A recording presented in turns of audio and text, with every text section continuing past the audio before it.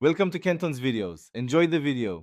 You start by confirming Miui 14 with Hyperos support and make a quick backup. This prevents data loss.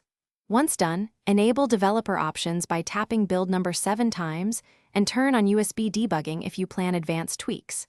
Next, open settings to the system app shortcuts and the Hyperos panel. Grant overlay and storage permissions so features can run. These steps unlock the interface elements you will configure next. Without permissions, many Hyperos features won't function correctly. Now you configure core Hyperos features so your phone behaves the way you want. Start with floating widgets. Add the ones you need, resize and pin them. This speeds multitasking. Then set performance profiles per app. Choose balanced for everyday use, high performance for games, and power saver for long days. Also adjust privacy controls such as clipboard access and autofill.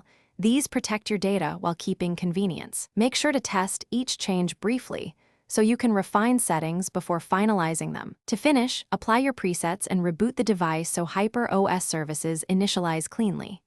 Once the phone restarts, verify automation rules, widgets, and permissions. Make small tweaks to delays or triggers if something is off. If a feature misbehaves, clear the Hyperos cache or reset that feature's settings. This often fixes conflicts without a full reset. And if things still go wrong, restore from the backup you made earlier. That gets you back to a working baseline quickly. Thanks for watching. Consider subscribing if we helped you.